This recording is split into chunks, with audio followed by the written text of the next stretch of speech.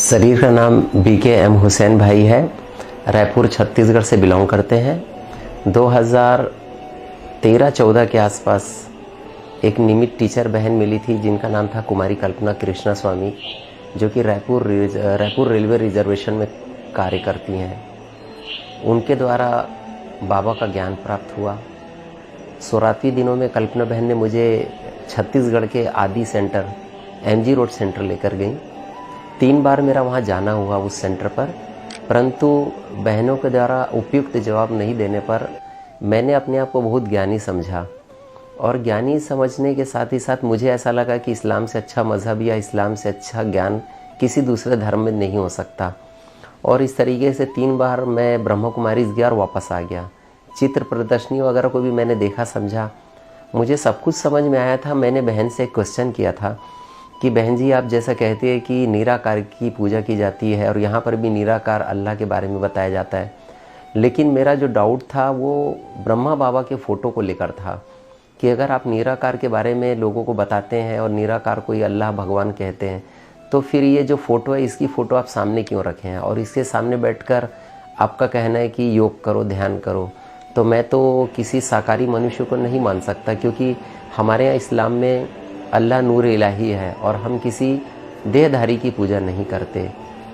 इसी कन्फ्यूज़न को लेकर मैं ब्रह्मा कुमारी से 3 बार लौटकर वापस आ गया। कुछ समय बीता था, बहन ने फिर मुझे लेकर रायपुर के चौबे कॉलोनी सेंटर पर गई, जो कि रायपुर शहर का एक बड़ा सेंटर है। और वहाँ पे जो टीचर्स बहनें हैं वो काफ़ी अनुभवी और बड़ी टीचर बहनें थी। मैं अपने धार्मिक स्थल जो कि करबला तालाब के नाम से फेमस है, वहाँ डेली दिनचर्या में मेरी हज़रत इमाम हुसैन के नाम से वहाँ पे एक दरगाह नुमा बनाई गई थी। वहाँ पर जो है मैं साफ़ सफाई के लिए और प्रेयर के लिए जाता था। वहाँ पर से निकला तो कल्पना बहन ने मुझे चौबे कॉलोनी सेंटर लेकर गई। वहाँ पर नियमित टीचर्स बड़ी बहनों से इंट्रोड्यूस हुआ। तो वहाँ पर एक टीचर बहन आई और उन्होंने मुझे प्रदर्शनी दिखाया, जो कि बहुत ही खूबसूरत प्रदर्शनी चौबे कॉलोनी रायपुर में बनी थी। और उन्होंने कहा कि भाई आप कल से आइएगा, 7 डेज़ का कोर्स होता है हमारा और जो भी जानकारी है हम आपको देंगे। तो मैंने उनसे कहा कि ठीक है। 2nd डे से मैंने रेगुलर कोर्स किया। 5वें दिन कोर्स में एक सब्जेक्ट आया था, जैसा अन्न वैसा मन, जैसा पानी वैसा वाणी। तो मैंने बहन जी से पूछा इसका क्या मतलब होता है। तो बहन जी ने मुझे कहा कि आप लोग बकरा काटते हैं। मैंने कहा जी बहन जी, बकरा तो मैं काटता हूँ कुर्बानी में जब बकरा ईद आती है। तो उन्होंने कहा कि जैसा अन्न वैसा मन। तो उन्होंने उसके बारे में विस्तार से मुझे बताया। मुझे विश्वास हुआ कि जब मैं बकरे की कुर्बानी करता था तो मैं रोता था, कमरे में जाकर अलग बैठकर रोता था। मैं अल्लाह से भी माफ़ी मांगता था, उस बकरे से भी माफ़ी मांगता था कि मैंने बेगुनाह आपको कत्ल किया। इस्लाम को लेकर जो बहुत सारी चीज़ें हैं, धर्म की चीज़ें, जैसा आग पर चलना, मैं करीब करीब 15 साल 10 फीट के दहकते हुए अंगारे पर चला। मुहर्रम के दिनों में मैं तलवार, जंजीर, ब्लेड, चाकू, ये सब से मैं अपने शरीर को भी काटता था। लेकिन मन के किसी कोने में एक सवाल तो होता था कि ये सब क्यों किया जाता है और इसका फ़ायदा क्या है। हम जो है 2 बॉटल खून हम रोड पे बहा देते हैं और सभी समाज के लोग मिलकर ना जाने कितना लीटर खून हम रोड पे बहा देते हैं। अंतरात्मा ये कहती थी कि अगर इस ब्लड को दे दिया जाए तो किसी मनुष्य का जीवन बच सकता है। मैं अपने मौलाना लोगों से चर्चा करता था, उनसे कहता था कि मौलाना साहब, अगर ये ब्लड डोनेट कर दिया जाए तो मेरे ख्याल से अल्लाह ज़्यादा खुश होगा। तो वो मुझे डांटते थे, मना करते थे कि इस टाइप की बातें नहीं करना, इस्लाम से खारिज हो जाओगे। लेकिन मन के किसी कोने में बहुत से सवाल होते थे। मैंने 7 डेज़ का जब ये कोर्स किया और 5वें दिन में ही बाबा ने मेरी बुद्धि का ताला खोला। ऐसा मुझे महसूस हुआ कि मेरे को वो सारा ज्ञान प्राप्त हो गया जो मैं पिछले 42 ईयर्स से इस्लाम में रहते हुए जानने की कोशिश करता था। 7 डेज़ का कोर्स हुआ। फिर मैंने बहन जी से पूछा अब क्या करना है। तो कहा कि हमारे यहाँ मुरली सुनाई जाती है, गीता कुरान पुराण का सार होता है जो स्वयं बाबा सुनाते हैं। तो एक्चुअली बाबा कौन है मैं ये तो उतना नहीं क्लियर हो पाया था। बस ये जानता था कि ये अल्लाह भगवान को ही बाबा कहते हैं और ब्रह्मा बाबा की फ़ोटो थी, उनको भी बाबा कहते हैं। 8वें दिन चौबे कॉलोनी के मेडिटेशन हॉल में मैं मुरली क्लास में बैठा। पहले तो मुरली क्लास हुई, उसके बाद मैं ध्यान में बैठा। इन्होंने कहा कि उनकी आंख में देखते रहो। तो मैं चूँकि थोड़ा सा इस्लाम से था ना, तो ब्रह्मा बाबा की आंख पे नहीं देखता था, मैं पॉइंट ऑफ लाइट, निराकार लाइट को देखता था। लेकिन ना जाने बार बार वो आँख मेरे को अपनी ओर खींचती थी और मैं उनकी आँखों को देखता था। उनकी आँखों में देखते देखते मेरी आँखें बंद हो गई, एक अजीब सी दुनिया में खो गया। जिस तरीके से मेरा व्यक्तिगत अनुभव है ये, एक नशा करने वाला व्यक्ति नशा करने के बाद उसको होश नहीं होता किसी बात का, वो अपनी दुनिया में मस्त रहता है।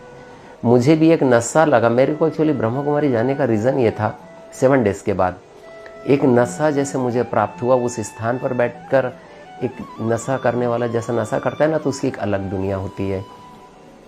ब्रह्मा बाबा की फ़ोटो की आंखों में देखने के बाद मैं एक अदृश्य सी दुनिया में जाता था, जो लाल प्रकाश की दुनिया होती थी। जबकि मैं कोई अनुभव नहीं था, लेकिन एक लाइट का साक्षात्कार होता था, लाल कलर की लाइट का, लाल प्रकाश, दुनिया प्रकाश का। और वहाँ मैं अकेला रहता था, और जो शांति की अनुभूति है ना, उसको शब्दों में नहीं बयान किया जा सकता। बस इस लालच में मैं ब्रह्मा कुमारी जाना शुरू कर दिया कि मैं वहाँ 1 घंटा 2 घंटा रहूँगा और मुझे वो शांति का एहसास होगा और उस दुनिया का एहसास होगा। मैं 2014 से रेगुलर ब्रह्मा कुमारी जाने लगा। फिर वहाँ पर आया ना कि आपको लहसुन प्याज नहीं खाना है, अंडा मटन मछली नहीं खाना है। इस पर फिर मैंने बहुत गहन रीति से विचार करना चालू किया। फिर मेरे मन में आया कि संसार में हिंदू, मुस्लिम, सिख, ईसाई 4 प्रकार के लोग होते हैं, लेकिन मैंने देखा कि मेरे समाज के जो लोग होते हैं वो क्रोधित बहुत होती हैं। छोटी छोटी बातों पे लड़ाई करना, झगड़ा करना, मारपीट करना, गाली बकना, ये संस्कार मेरे अंदर भी थे। मेरे से कोई गाड़ी से टकराता था ना, तुरंत गाड़ी से उतर के मारना, गाली बकना मेरी भी हैबिट थी। तो मन में एक संकल्प आया कि क्या ये सब अन्न का है प्रभाव है, ये जो हम खाते हैं उसका प्रभाव है क्या। हिंदुइज्म में भी झगड़े होते हैं, लेकिन वो लोग तुरंत गाली वाली नहीं बकते, ना मारपीट नहीं करते, वो सॉरी भाई बोलकर या भैया क्षमा कर देना बोल के निकलते हैं। बट मुसलमानों के अंदर ये चीज़ नहीं होती। ये मेरा पर्सनल एक्सपीरियंस है, इसको कोई अदरवाइज ना ले। फिर मैंने ना थोड़ा सा मैं ज़िद्दी प्रवृत्ति का था और चैलेंज को एक्सेप्ट करने वाला आदमी। कोई मुझे चैलेंज कर देता है ना, तो मैं उसको बिल्कुल एक्सेप्ट करता हूँ। तो कल्पना बहन जो है निमित आत्मा, बोले भाई आप खाने में ना शुद्धता लाइए, आपको बहुत जीवन में बहुत सी चीज़ों का प्रभाव देखने को मिलेगा। तो एक शादी की पार्टी थी, वहाँ मैं गया, वहाँ पे चिकन बिरयानी थी। मेरा बेस्ट फ्रेंड था, उसके भतीजे की शादी थी। मैंने वहाँ पे लेट पहुँचा तो करीब करीब ख़त्म ही हो चुका था, कुछ लास्ट का खाना बचा था। वो चिकन जैसे ही मेरी प्लेट में आया, उस चिकन को देखते साथ अंतरात्मा से एक हीन भावना उत्पन्न हुई मेरे अंदर कि यार ये कैसा दिख रहा है, ये अजीब सा मीठ है करके। मैंने नहीं खाया, सिर्फ मैंने चावल खाया। चावल खाने के बाद वापस आ गया। फिर वो मुरली चलने लगी अन्न के ऊपर, विचारों के ऊपर। मैंने गहन विचार विमर्श करना चालू किया अन्न के ऊपर कि क्या प्रभाव पड़ता है, अगर ऐसा होता है तो चलो छोड़ के देखते हैं। फिर मैंने सबसे पहले मैंने ना बिरयानी का त्याग किया। वैसे मैं बहुत नहीं खाता था, कभी कभार। फिर बात आई लहसुन प्याज की। बाबा ने मुरली चलाई कि बच्चे लहसुन प्याज देवी देवताओं को भोग में नहीं लगता। तो मैंने बाबा से अमृत बेला पूछा, बाबा लहसुन और प्याज का नुकसान बताइए आप मुझे। मैं अपने पूरे अनुभव में सबसे बड़ी बात आपको ये बताना चाहता हूँ, मैंने किसी भी वरिष्ठ भाई बहन दादियों की क्लास को सुन के इम्प्रेस नहीं हुआ। मैं बिल्कुल इम्प्रेस नहीं हुआ। मैं ये जानना चाहता था कि अगर ईश्वर खुदा की प्राप्ति हुई है तो वो मुझे स्वयं विजुलाइज कराए, स्वयं मुझे महसूस कराए कि, और मुझे खुद जवाब दे कि ये खाने से ये नुकसान होता है, ये करने से ये फ़ायदे होते हैं। तो मैंने अमृत बेला बाबा से पूछा, तो बाबा ने कहा बच्चे लहसुन और प्याज एक तामसिक भोजन होता है हिंदी में, जिसके सिर्फ काटने से आंखों में जलन उत्पन्न हो जाती है और आंखों से पानी आता है। इसके खाने से बॉडी में हीट आती है, गर्मी आती है। तो उस गर्मी के आने से 2 प्रकार का मनुष्य कुकर्म करता है। अब वो 2 प्रकार के कुकर्म क्या थे, मैंने बाबा से कहा। बाबा ने कहा बच्चे एक तो आप उस हीट को निकालने के लिए आपके अंदर क्रोध उत्पन्न होगा, आप किसी के साथ मारपीट करोगे। अगर मान लीजिए आपके अंदर वो संस्कार इमर्ज नहीं है, तो दूसरी जो सबसे बड़ा नुकसान है वो काम वासना की तरफ आपको वो लेके जाता है, क्योंकि बॉडी में हीट उत्पन्न होता है, तो वो आपको काम वासना की तरफ प्रेरित करेगा। लेकिन मैं तो अल्लाह का, परवरदिगार का, बाबा का करोड़ों बार शुक्रिया अदा करता हूँ कि बाई बर्थ होश संभाला तो मैंने बुरे रास्ते पर कभी नहीं चला। बीड़ी, पान, सिगरेट, गुटखा कभी मैंने इस्तेमाल नहीं किया। सभी संगति में रहा। इवन मैं वेश्याओं के अड्डे पर भी गया दोस्तों के साथ रायपुर से बाहर, लेकिन मैंने कभी गलत संगत को नहीं पाला। शायद हो सकता है बाबा इसी सारी चीज़ों को देखते हुए बाबा ने मुझे अपनी ओर खींचा। मैंने 1 साल के अंदर अपने भोजन को शुद्धता ला ली। मैंने लहसुन प्याज का त्याग किया, अंडा मटन मछली का भी त्याग किया। कल्पना बहन ने कहा कि आप अल्लाह से बात कर सकते हो, देख सकते हो। तो ये चैलेंज मैंने कल्पना बहन को भी दिया और बाबा को भी दे दिया कि बाबा अगर रियल में अगर ऐसा होता है कि तू दिख सकता है, क्योंकि हम तो दूर दूर तक नहीं सोच सकते ना कि भगवान से बात कर सकते हो, भगवान को देख सकते हो, ये थोड़ा इम्पॉसिबल था।